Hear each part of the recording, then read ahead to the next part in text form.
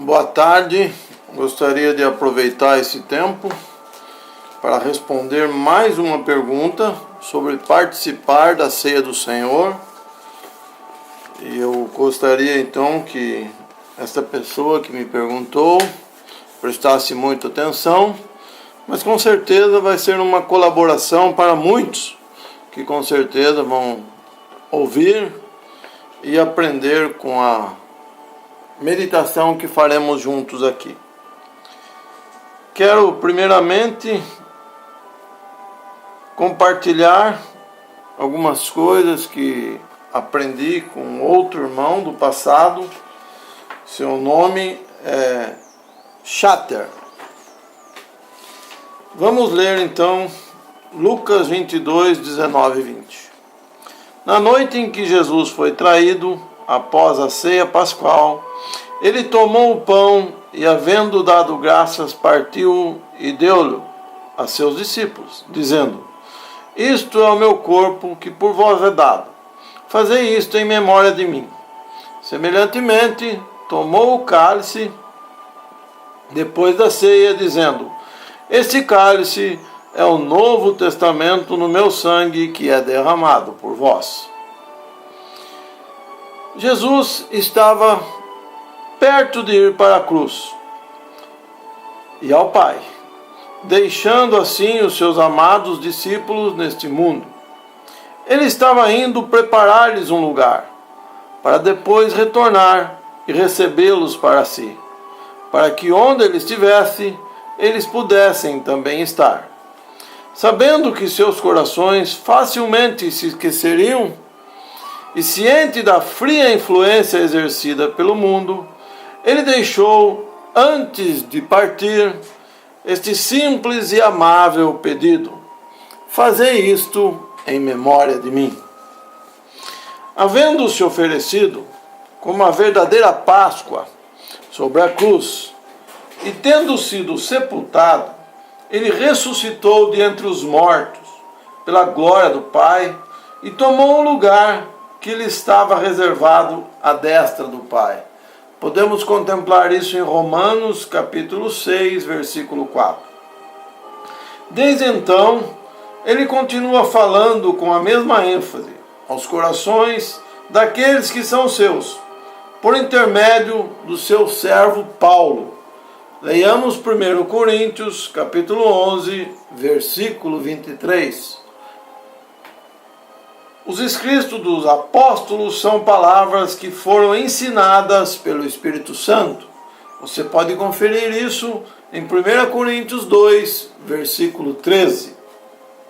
Por quase 19 séculos, ele tem aguardado pacientemente e em misericórdia e graça a favor do pecador. É por sua paciência, querido amigo cristão que me ouve, que eu e você fomos alcançados. Que tamanha responsabilidade temos, então, para com aquele que é nosso Salvador e que é tudo para nós. Não se trata de algo difícil, o que ele nos pediu, mas simplesmente que nos lembrássemos daquele que nos amou e se entregou na cruz por nós. Confira o Efésios capítulo 5, versículo 25. O seu sangue precioso fez a nossa paz, e agora ele se apresenta aos nossos corações. Como pode alguns dos seus queridos querer privá-lo deste gozo, ao deixar de cumprir esse amoroso desejo do Senhor? É da máxima importância que cada cristão possa conhecer o desejo do Senhor acerca desta bendita instituição que chamamos de a ceia do Senhor, uma vez que a cristandade em geral tem se distanciado cada vez mais da simplicidade das Escrituras, despojando a ceia do Senhor e a sua mesa do seu verdadeiro significado e levando muitos a ficar confusos a respeito deste assunto. Os romanistas com suas missas, e os protestantes em geral, com seus sacramentos, têm distorcido o verdadeiro caráter do lugar que a ceia e a mesa do Senhor devem ocupar na igreja. Os romanistas tratam da ceia como um sacrifício repetido a cada domingo, negando assim completamente a perfeição do único sacrifício de Cristo, feito uma vez para sempre. De um outro lado, os evangélicos em geral, com frequência fazem dessa ceia um meio parcial de salvação, além de normalmente permitirem que pessoas inconversas, ou seja, não salvas, participem, quando a palavra de Deus é categórica quanto ao fato de que a participação na ceia é um privilégio unicamente dos filhos de Deus. E verdadeiros cristãos são crentes em Jesus, possuem a vida eterna e o Espírito Santo. Para isso temos que conferir João 6,47, 1 Coríntios 6,19. A ceia nunca deveria ser tomada como um meio de se obter bênçãos, mas sim como uma grata lembrança de nosso Senhor, por aqueles que já receberam bênçãos. Uma verdadeira fé e um andar em fidelidade credenciam aqueles que são membros do corpo de Cristo a ter o seu lugar à mesa do Senhor. Trata-se de um privilégio de todos os filhos de Deus que não estejam biblicamente desqualificados para fazê-lo. Existem 4 questões que eu gostaria de tratar agora com você. A primeira delas é: por quê? A resposta, então: fazei isto em memória de mim, porque todas as vezes que comerdes esse pão e beberdes este cálice, anunciais a morte do Senhor até que venha. Esses 2 textos que li, um se encontra em Lucas 22:19 e outro em 1 Coríntios 11:26. O segundo ponto que eu gostaria de tratar é: quando? E no primeiro dia da semana, ajuntando-se os discípulos para o partir do pão, porque todas as vezes que comerdes este pão e beberdes este cálice, anunciais a morte do Senhor até que venha. E perseveravam na doutrina dos apóstolos, e na comunhão, e no partir do pão, e nas orações. Esses 3 textos nós encontramos, um em Atos capítulo 20, versículo 7, o outro em 1 Coríntios 11, 26, e o terceiro em Atos capítulo 2, versículo 42. A terceira questão que eu quero colocar é: onde? Porque onde estiveram 2 ou 3 reunidos em meu nome, aí estou eu no meio deles. Se, pois, toda a igreja se congregar num lugar, ajuntando-se os discípulos para partir o pão, havia muitas luzes no cenáculo, onde estavam juntos. Os textos que lemos encontramos em Mateus 18, 20, 1 Coríntios 14, 23, Atos 20, versículos 7 e 8. E a quarta questão é: como? Porque eu recebi do Senhor o que também vos ensinei, que o Senhor Jesus, na noite em que foi traído, tomou o pão, e tendo dado graças, o partiu e disse: tomai e comei, isto é o meu corpo que é partido por vós. Fazei isto em memória de mim. Semelhantemente, também depois de cear, tomou o cálice, dizendo: este cálice é o novo testamento no meu sangue. Fazei isto todas as vezes que beberdes em memória de mim. Porque todas as vezes que comerdes este pão e beberdes esse cálice, anunciai a morte do Senhor até que venha. Texto de 1 Coríntios, capítulo 11, versículos 23 a 26. Falo como a entendidos, julgai vós mesmo o que digo. Porventura, o cálice de bênção que abençoamos não é a comunhão do sangue de Cristo? O pão que partimos não é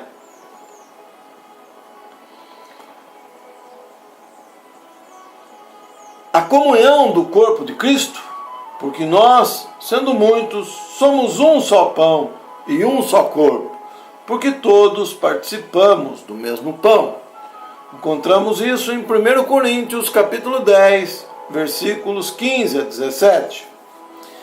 Havendo citado estes textos da Escritura, eu gostaria de auxiliar você agora, meu amigo ouvinte, a esquadrinhar algumas coisas para descobrir a amável e bendita vontade do Senhor, e para que você possa regozijar fazendo aquilo que é o desejo dele, e ele possa sim se alegrar com você.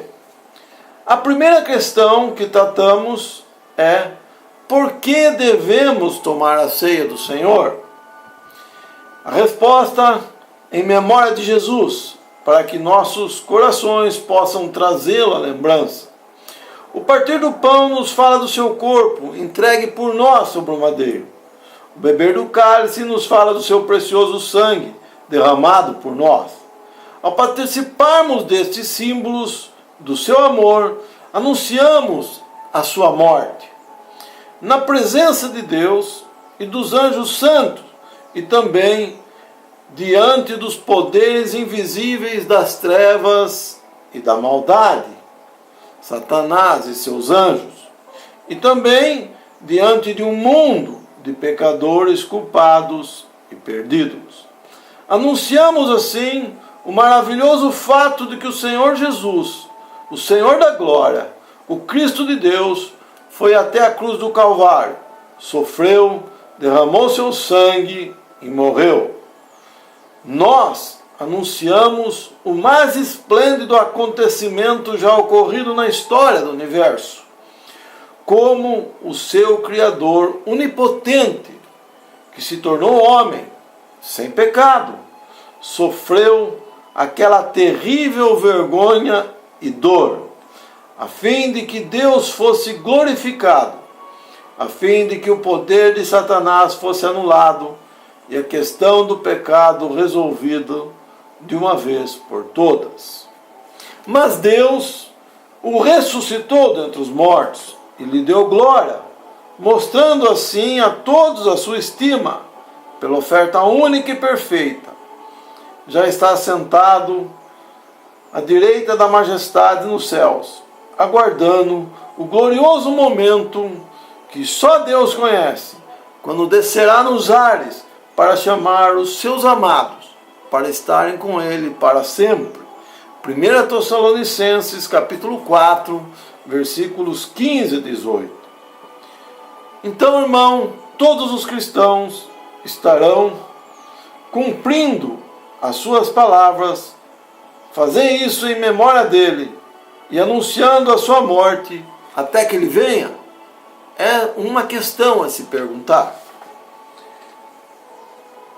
Se alguém me ama, guardará a minha palavra. João 14, 23. E quem não ama, não guarda a minha palavra. João 14, 24.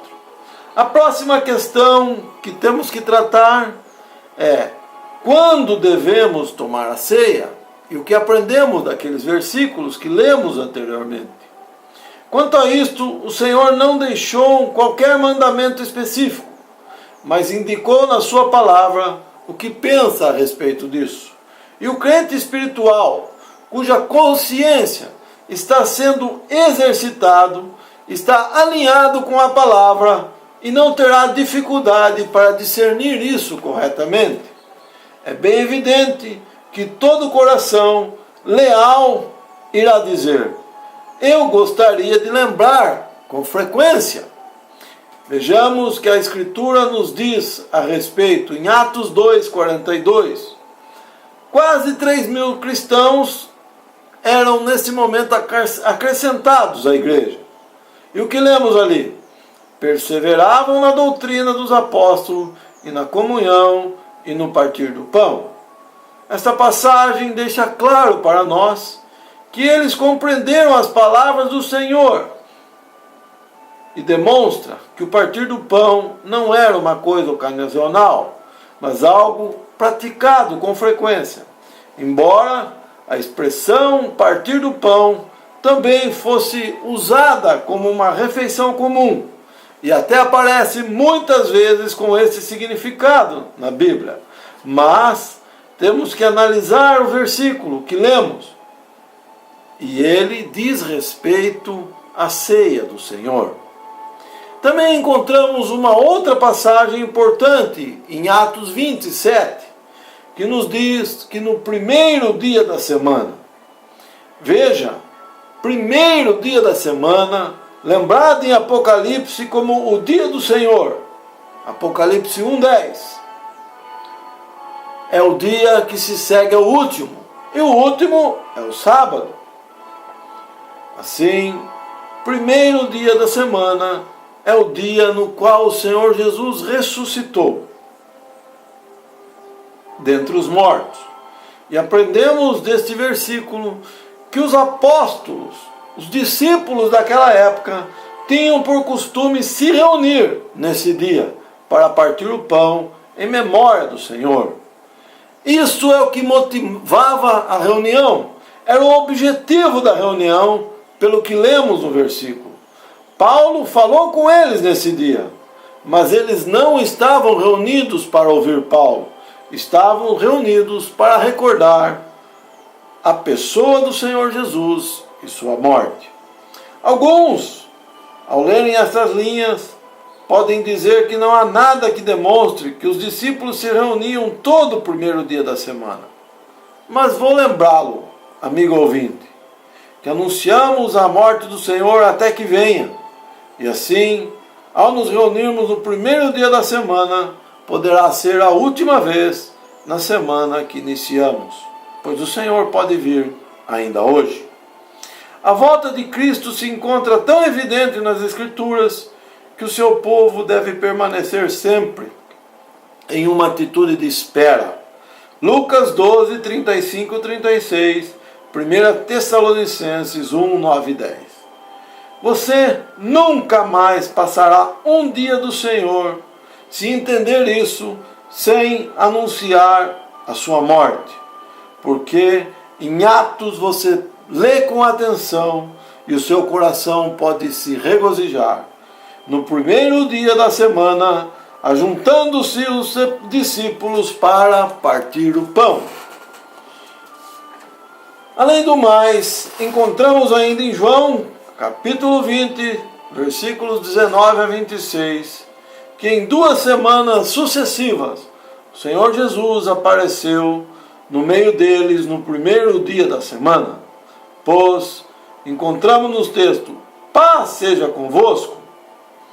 Fazei isto todas as vezes que beberdes em memória de mim, porque todas as vezes que comerdes esse pão e beberdes esse cálice, anunciai a morte do Senhor até que venha. 1 Coríntios 11, 25 e 26. De um modo geral, a importância da ceia tem sido perdida de vista, sendo tratada como algo secundário. O lugar de se falar do Evangelho com frequência é colocado em proeminência, e a bendita memória do Senhor é passada para uma posição inferior, como algo deixado para mais tarde, ou uma vez por mês, ou até com menos frequência. Que Deus, em sua graça, possa guiar você, meu amigo ouvinte, para que busque na bendita palavra e obedeça, ao invés de ficar seguindo tradições de homem. Então temos aprendido a vontade do Senhor para partirmos o pão com frequência no primeiro dia da semana até que venha. Nossa terceira questão é: onde devemos tomar a ceia? Em Mateus 18, versículo 20, lemos: porque onde estiverem 2 ou 3 reunidos em meu nome, ou para o meu nome, dependendo da tradução, aí estou eu no meio deles. Prezado ouvinte, pondere esta palavra. Existe nelas um significado profundo e você precisa captar. Cristo partiu deste mundo e o seu desejo era que durante a sua ausência seus santos se reunissem juntos para o seu nome. Atente para estas palavras: em meu nome, ou para o meu nome. Ali, e somente ali, o Senhor prometeu estar no meio. Onde é este lugar? Onde estiverem 2 ou 3, ou 200, ou 300, se for o caso, reunidos em meu nome. Isto exclui todo tipo de associação voluntária criada fora do nome do Senhor. Tudo que aquilo que está estabelecido sobre um fundamento independente de outros cristãos. Cristo não prometeu estar no meio de grupos fundados pelo homem. O homem tem criado seitas e partidos, sistemas e organizações, uma Babel, mas Cristo não tem prometido estar no meio deles. Em meio a toda a confusão, o nosso recurso sempre é Deus e sua palavra, e a promessa permanece tão firme hoje como nos dias em que o Senhor a deu. Sua presença é no meio de 2 ou 3 reunidos ao seu nome, ou em seu nome. O nome santo de Deus, e nenhum outro nome. O fato de cristãos estarem reunidos como membros de uma igreja estabelecida por homens, ou em um sistema ou sociedade religiosa, por mais bem intencionada que seja, não significa que estão reunidos ao nome de Cristo. Porém, alguns vão argumentar: mas temos a presença do Senhor conosco. E é claro que tem, como indivíduos. Isto é uma verdade e vale para todo cristão. E muitos têm uma percepção mais clara disso quando se reúnem em qualquer lugar onde a palavra de Deus está sendo pregada e onde Ele está sendo louvado. Mas a presença de Cristo pessoalmente é algo completamente distinto disso. E a menos que você esteja entre esses, reunidos ao seu nome, nunca terá desfrutado dessa realidade. Espero que você, ao meu ver, esteja disposto a procurar esses e estar então reunido somente ao nome do Senhor. Permita-me acrescentar que a principal atividade daqueles reunidos ao seu nome é apenas a lembrança de Cristo e sua morte. Os 2 ou 3, ou 20, ou 30, ou 300, seja o número que for, assim reunidos, se encontram sobre um fundamento. E o fundamento é a Assembleia ou a Igreja do Deus vivo. Em todas as ocasiões em que estiverem assim reunidos, Cristo estará ali. Isto é válido para todas as assembleias de cristãos, assim reunidos nas diversas partes do mundo, sobre a responsabilidade de representar o corpo todo, ainda assim fazendo parte da única Igreja de Deus sobre a terra. Todos os santos fazem parte da Igreja de Deus, enquanto que todos os santos reunidos sobre o nome de Cristo estão sobre o fundamento da verdadeira Igreja de Deus. Cristo morreu a fim de reunir um corpo, os filhos de Deus que estavam dispersos. João 11, 49 e 52. Quem comigo não ajunta, espalha. Mateus 12, 30.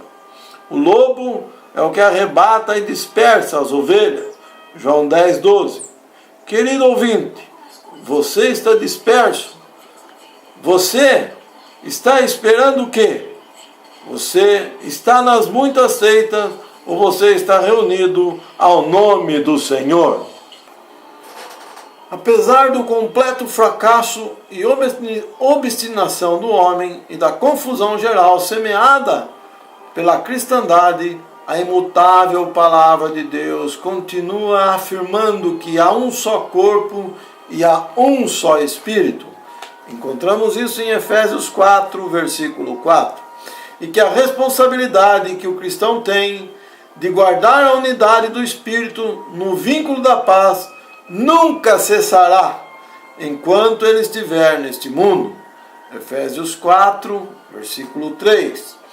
Todos os cristãos são um com Cristo e uns com os outros, chamados em um corpo. Colossenses 3,15. Pertencer a uma seita ou frequentá-la é ser sectário. Ser benevolente ou ter um grande coração, ou ser internacional, como se costuma dizer, aceitando tudo e todos, e frequentando todo e qualquer lugar onde cristãos se reúnam, é ainda ser mais sectário. Estar reunido somente ao nome de Cristo, reconhecendo e expressando na prática que há um só corpo e um só Espírito, perseverando na doutrina dos apóstolos e na comunhão e no partir do pão e nas orações, é ser não sectário. Qual destes é você? Sectário, todo sectário ou não sectário? Finalmente, a última pergunta de hoje é: como devemos tomar a ceia do Senhor? Lembramos dos versículos e deixemos que a palavra nos responda. Porque eu recebi do Senhor o que também vos ensinei, que o Senhor Jesus, na noite em que foi traído, tomou o pão e, tendo dado graças, o partiu e disse: tomai, comei, isto é o meu corpo que é partido por vós. Fazei isto em memória de mim. Semelhantemente, também, depois de cear, tomou o cálice, dizendo: este cálice é o cálice do Novo Testamento, no meu sangue. Fazei isso todas as vezes que beberdes em memória de mim. Porque todas as vezes que comerdes este pão e beberdes este cálice, anunciai a morte do Senhor até que venha. Se você examinar cuidadosamente estas passagens em 1 Coríntios 11, irá notar que nela não existe qualquer pensamento de que deveria haver um homem dirigindo esse momento. Não há ali nenhum supremo, seja papa, cardeal, arcebispo, bispo, ancião, padre, pastor, apóstolo, reverendo, ministro, seja o nome que você quiser dar. Você não encontra argumento bíblico que sustente que a necessidade de alguém seja instituído para fazer isso. Trata-se da mesa do Senhor e da ceia do Senhor. Foi o próprio Senhor quem ocupou o lugar de destaque enquanto instituiu essa. E a sua ceia e a sua mesa continuam sendo dele. Qualquer tipo de direção humana, seja qual for a forma que for exercida, por mais que sejam boas as intenções, é uma usurpação da autoridade de Cristo. O Senhor deve guiar os seus para prepararem a sua mesa e os convida como convidados de honra para participar da sua ceia. Assim, devemos fazer em sua memória. Ele está ali para se encontrar com os seus. Ele está sentado ao redor da sua mesa, tendo o Espírito Santo que habita na Assembleia para dirigi-los em louvor, adoração, em gratidão ao Pai e ao Filho. Constate isso em João 4, 23, Hebreus 10, 19 a 22, 13, 15 e 1 Pedro 2, 5. Ele, e somente Ele, é todo suficiente e guiará quem Ele escolher para dar graças e partir o pão naquele momento. E quando ele estiver sendo passado de mão em mão, para que cada um tire dele e coma, assim estaremos desfrutando da presença do Senhor. Do mesmo modo será com o cálice, para que cada um tome do vinho, que o Senhor possa colocar em nossos corações a submissão ao Espírito Santo, para que tudo concorra em ordem e em decência, para que não haja confusão, porque a Bíblia diz que as igrejas de Deus são de paz e não de confusão. Agora vamos ler mais um trechinho. Falo como é entendido, diz o apóstolo Paulo. Julgai vós mesmos o que digo. Porventura, o cálice de bênção que abençoamos não é a comunhão do sangue de Cristo? O pão que partimos não é porventura a comunhão do corpo de Cristo?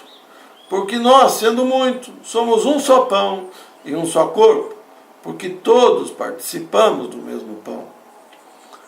Ele se dirige aos cristãos nesse texto como pessoas entendidas, que têm discernimento, exortando-os a julgar o que ele diz.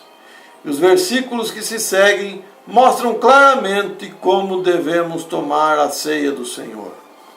Tudo ali se encontra no plural, e não existe qualquer ideia de um homem dirigindo, ministrando, tomando a frente, como é comum vermos nos dias de hoje. O cálice que nós abençoamos, o pão que nós partimos, pois nós, sendo muito, somos um só pão, um só corpo. A maneira que Deus estabeleceu é que tanto o pão como o vinho sejam passados de um para o outro. Fazendo assim, estamos todos demonstrando nosso comum interesse na morte de Cristo. É ainda importante ressaltar que o apóstolo estava em Filipos quando escreveu aos Coríntios. E ao falar do cálice e do pão, ele diz: o cálice que nós abençoamos, o pão que nós partimos. Veja que ele não diz vós, porque a assembleia em Corinto não era independente da de Filipos. Por isso, ele usa o artigo nós. E ele continua dizendo: porque nós, sendo muitos, somos um só pão, um só corpo, mostrando da maneira mais clara possível a unidade dos santos de Deus em todo lugar. Cristo é a cabeça do corpo, da igreja, Colossenses 1,18. Porque assim como o corpo é um e tem muitos membros, e todos os membros, sendo muitos, são um só corpo, assim é Cristo também. Por isso, todos nós fomos batizados em um Espírito, formando um corpo. 1 Coríntios 12, 12 e 13. Nos dias do apóstolo Paulo, o Senhor tinha uma mesa estabelecida e todos os santos de Deus em todos os lugares eram um e recordavam o Senhor como participantes daquela mesa. O homem, infelizmente, tem estabelecido muitas mesas, mas o fracasso do homem, ao agir segundo a sua própria vontade, de modo algum altera a palavra de Deus.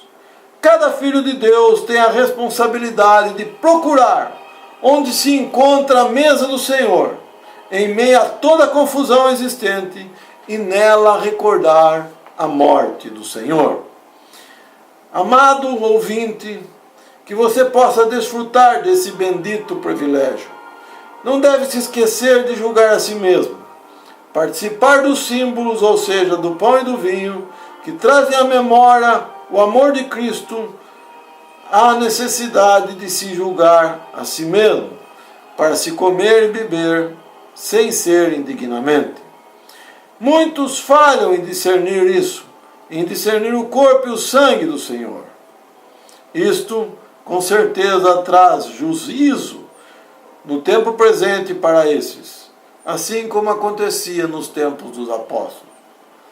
Amados, que você esteja entre aqueles que se julgam a si mesmo e depois participa. Veja que a palavra não diz para nos julgarmos e não participarmos, e sim para nos julgarmos e após isso participarmos. Outros detalhes poderiam ser acrescentados, mas o tempo precisa ser abreviado.